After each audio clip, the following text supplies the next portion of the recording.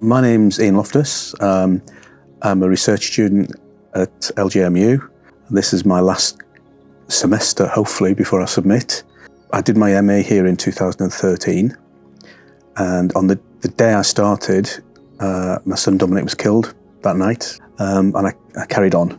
So here I am now, blimey, 8 years later, just about to I finished my MA, just about to finish my PhD, and the PhD turned into a journey about grief, trying to understand not only what I was going through, what it was all about.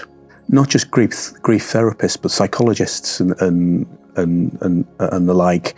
One of the biggest negatives of grief, apart from having lost somebody, is the outcomes, unfortunately, are things people turn to drugs and alcohol. And the reason I got interested is because Freud, ever since Freud wrote his first paper on recovering from grief, he said it's not a depression.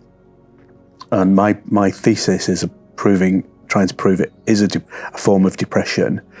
And the second part of the thesis is that creative writing can be a therapeutic part of recovering from that depression or grief. So creative writing has been really important to me after Dom's death.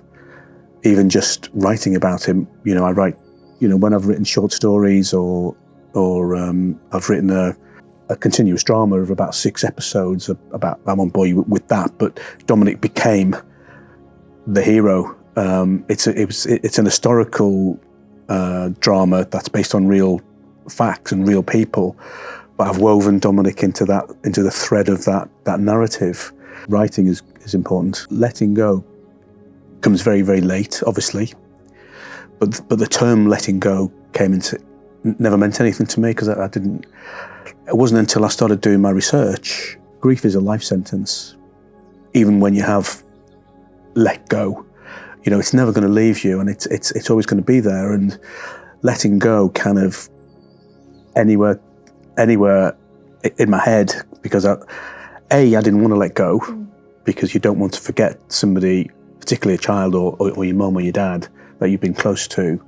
You don't want to let go because you always want to have them in your life. And so letting go at the beginning, letting go didn't mean anything because I didn't want to, and B, I couldn't.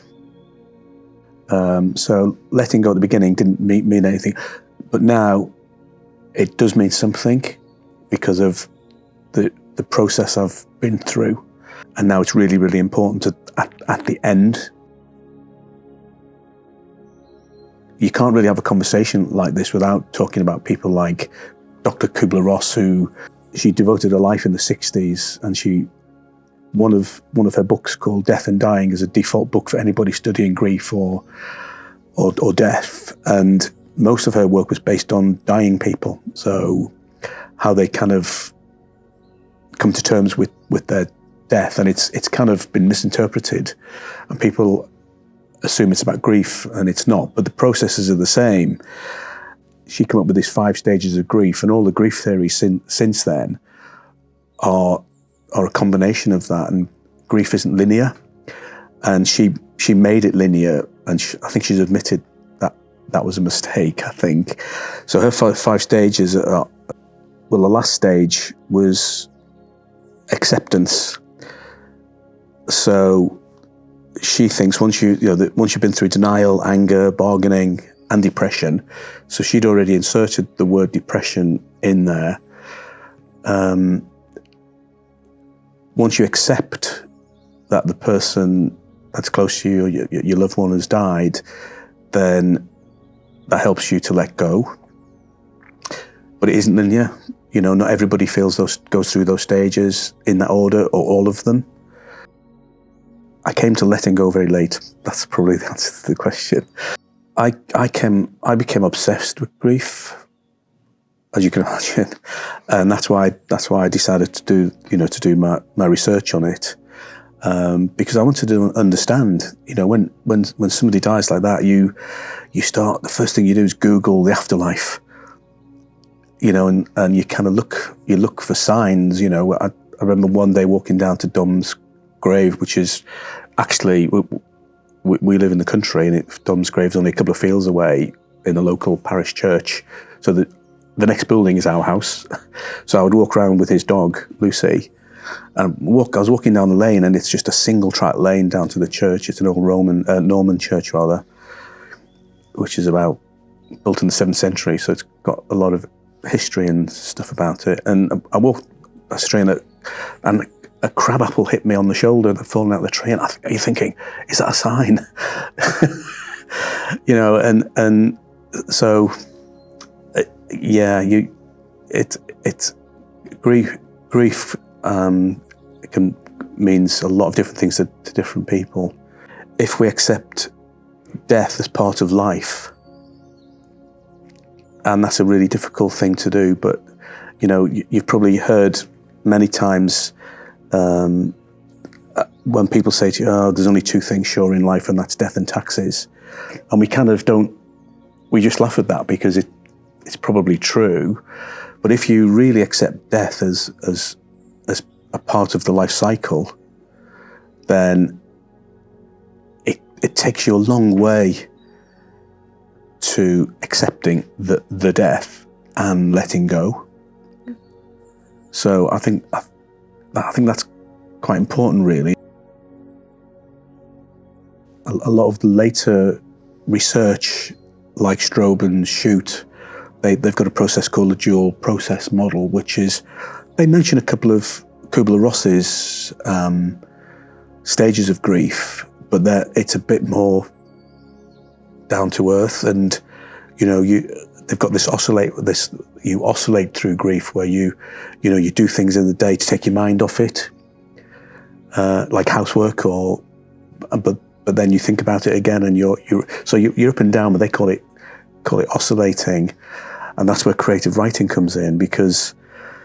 And it came to me because I was seeing a grief counsellor called Colin, and I do refer to him quite a bit in my thesis and my book. And he said to me maybe week 4, when he realised I was doing creative writing at uni. He said, I tell you what will really help you, if you write a letter from Dominic to you in Dominic's, because Dom was 22, so we speak differently, in Dom's language. And I said to Colin, okay, so what does that do?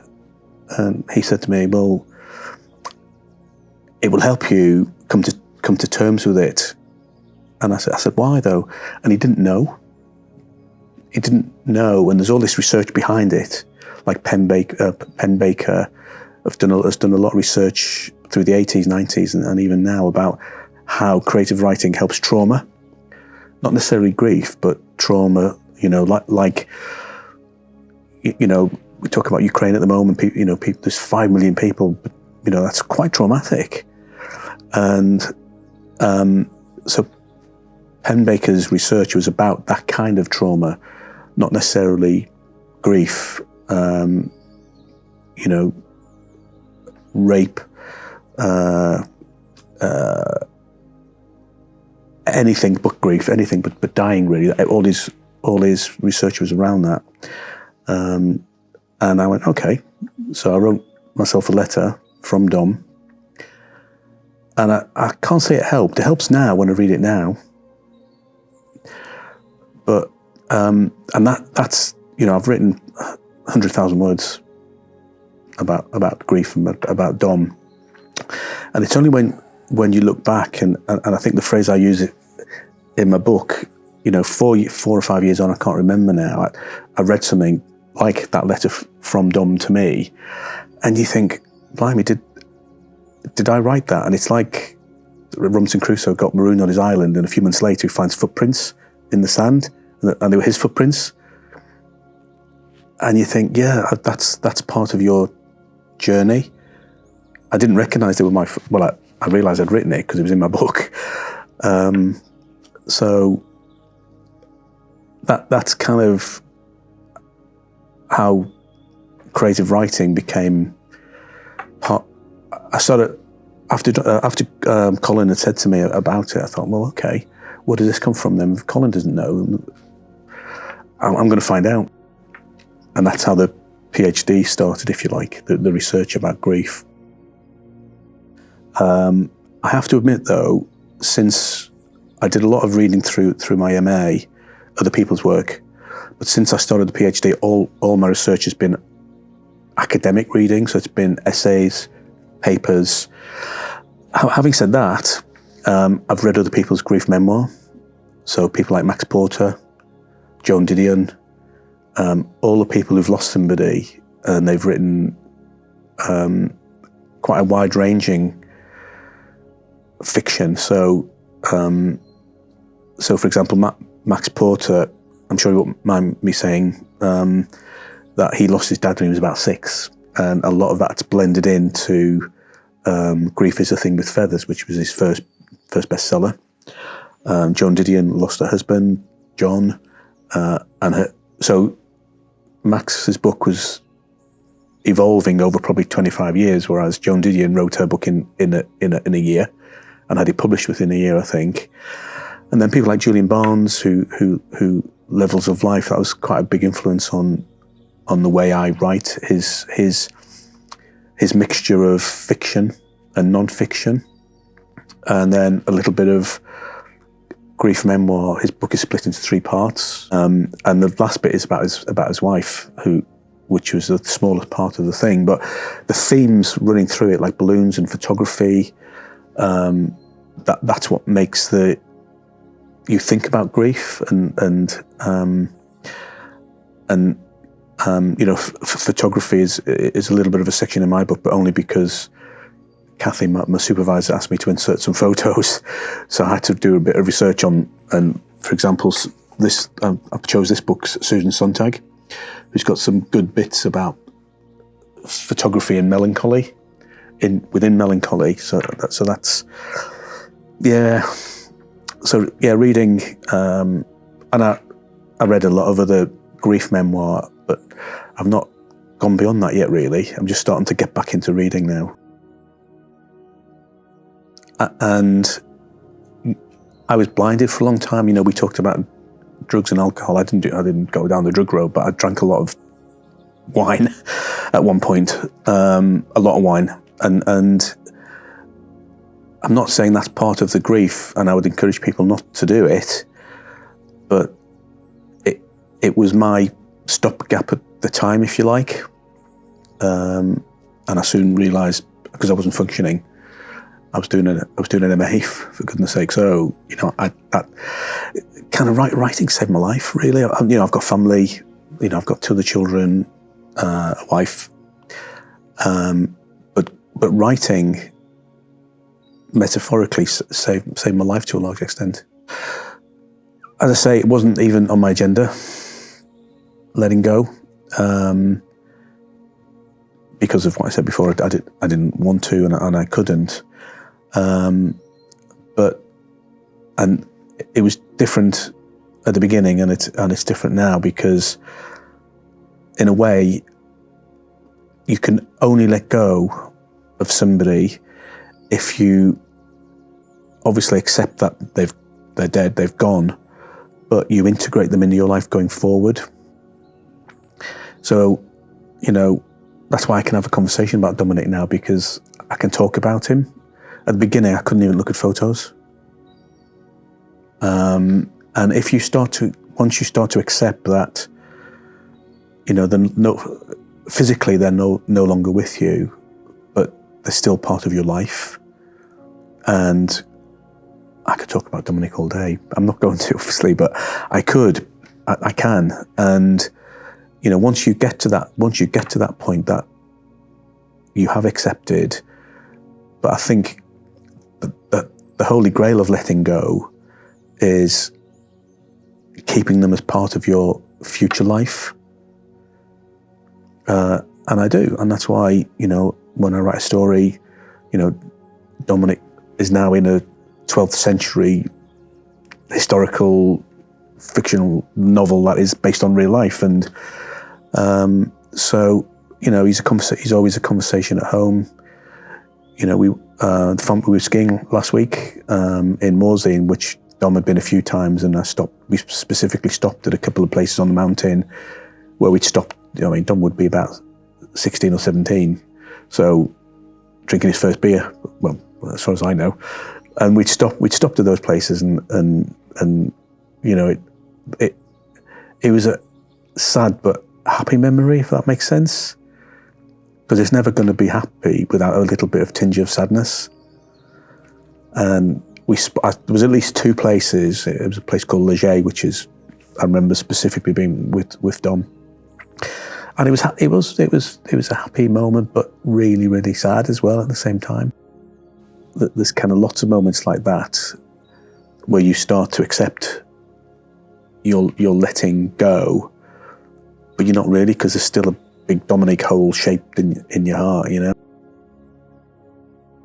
The dissertation is because of that. I probably wouldn't have done a PhD. I probably would have just finished at the MA and got on with my life, because I was running my own business. I still am, but a different business now, because Dominic was part of our family business. We had a couple of restaurants and hotel and small bars, and he was part of that. He lived in an apartment above one of the buildings, and he was an integral part of the business. So maybe not letting go, but his death kind of changed that direction. Because we sold them. It took us a while to sell them, because hospitality is a tough gig. So we sold those businesses at the end of 17, beginning of 18, but I'd already changed direction, and I'd already started the PhD. That's because of Dominic that I did the PhD, and we wouldn't be having this conversation, because I still probably wouldn't know what letting go was until it happened. So it's only because of the research I've come to that term, letting go, because I didn't know what it meant. Well, obviously I knew what it meant, but I didn't know how important it is to people grieving. As you probably know, there's kind of two types of research. There's qualitative and quantitative. It was really, really difficult to do quantitative in something like this. So I went down the qualitative route, and I chose ethnography, specifically autoethnography. And autoethnography is writing. I'd nearly said creative there, and it is creative, because you try not to be too creative, because you've got scholars marking your work, and they're looking for academic terminologies. So it's difficult to be creative, but it's probably the most creative way that you can research and write a PhD and thesis. I've read everything from Freud's original paper in 1917, which is mourning and melancholy, and he's trying to prove that grief actually isn't grief. It's grief and depression. It's just called grief. And I thought, nah, why did the doctor put me on depression tablets in the first few months? That can't be right. It's got to be some kind of depression. And there's two schools of thought on it. In clinically and psychology, there's two schools on it. Half of them think it is a depression, and as you can imagine, the other half say, no, it's not a depression. It's something else. So I think on the first page of not necessarily in the abstract, but the first page of my introduction of the PhD, I imagined what I was going through was what PTSD was, post-traumatic stress, which is a depression. And I imagined, I didn't know because I'd never been depressed before, but I imagined that that's what it felt like. And the more I went into the theories like Kubler-Ross, Strobe and Shute, and there's thousands of them, honestly. I would recommend anybody who gets into the position where they don't know what to do is just look at the research, and it really does help. And it helps even more when you start to write about your feelings about what you're going through. And once you line that up with the research, it actually does make sense, the way you're feeling and how you're evolving is probably the best word to describe coming through grief to that point of letting go. It's like you evolve to that point. You based on, I think part of it is your grit and determination. Part of it, that's your personality helps. You know, if you are a motivated, determined person, that really, really helps you to come to terms with it. And then most of the grief theories are roughly say the same thing. You know, you go through some stages or a process or whatever, just like Kubler-Ross said, but not necessarily those things that she said. Yes, there is anger, which is one of the things she one of her stages she talks about. And for me, for example, anger wasn't necessarily directed at the person that killed Dominic. It was about what Dominic had lost. I was angry because he'd just started his life. So yeah, so there's different types of anger. So it's quite a complicated subject, grief. But they're all the grief theorists and psychologists. They've got roughly the same process of getting from A to Z. Ultimately, Z is letting go and acceptance. Some people might have that early on in the grief process, and of course, the relationship of the person that you've lost is quite important. So I've tried to explain this in my book about it, and because after Dom was killed, my mother-in-law died 6 months later, and then my mum died 2 months after that. So we had three close deaths in the family, and it's a tough one because I have to be honest, I didn't feel anything because I was griefed out. But I'm starting to think about my mum and my mother-in-law now, and I think that's part of it that you don't recognise. And that's why people always say, "Oh God, he was only 15," or young when a young child or a young person dies, and that is because of you're recognising that they've not lived a full life. Having said that, there's a poem called "The Dash." And it's who references this dash, and it's about the dash being Dom's was born in 1991 and died in 2013, and the dash is the dash between those dates. And I was obsessed with this dash. I read of a man who stood to speak at the funeral of a friend. He referred to the dates on her tombstone from the beginning to the end. He noted that first came the date of her birth and spoke of the following date with tears. But he said what mattered most of all was the dash between those years. For that dash represents all the time that she spent alive on earth. And now only those who loved her know what that little line is worth. For it matters not how much we own, the cars, the house, the cash. What matters is how we live and love and how we spend our dash. So think about this long and hard. Are there things you'd like to change? For you never know how much time is left that can still be rearranged. If we could just slow down enough to consider what's true and real, and always try to understand the way other people feel. And be less quick to anger, and show appreciation more, and love the people in our lives like we've never loved before. If we treat each other with respect, and more often wear a smile, remembering that this special dash might only last a little while. So when your eulogy is being read, with your life's actions to rehash, would you be proud of the things they say about how you spent your dash? But I read just recently, and I've now included it in my book, some essays by a gentleman called Sir Roger Scruton. He died in 2020. And he says, well, actually, and I did read this before, but it's about how you've lived your life and what you've done in your life that's important, not the length of your life.